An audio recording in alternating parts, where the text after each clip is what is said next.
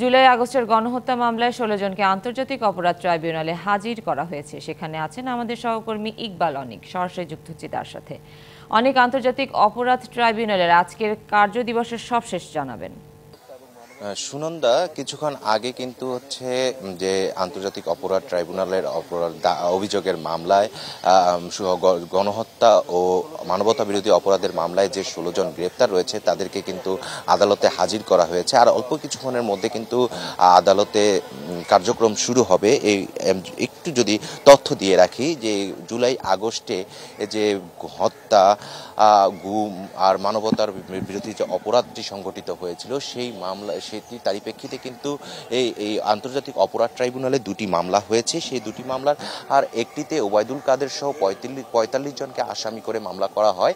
আরেকটি মামলায় কিন্তু হচ্ছে সাবেক প্রধানমন্ত্রী শেখ হাসিনা, কিন্তু ওই একই মামলায় কিন্তু তাকে একজনই কিন্তু আসামি করে মামলা করা হয়। তারই মধ্যে যে ৪৫ জন আসামি রয়েছেন ওবায়দুল কাদের সহ, ও তারই মধ্যে যে ১৬ জন গ্রেপ্তার রয়েছে তাদেরকে কিন্তু আজকে কিছুক্ষণ আগে কিন্তু আদালতে হাজির করা হয়েছে। এবং আজকে কিন্তু দুটি মামলারই এই তদন্ত প্রতিবেদন দাখিলের দিন ধার্য রয়েছে।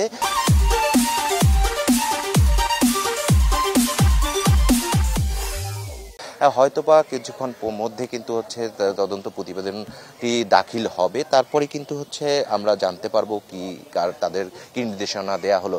যে আরেকটি বিষয় যদি বলে রাখি, যে এই মামলাগুলোতে হচ্ছে দীর্ঘমেয়াদী তদন্তের বিষয়।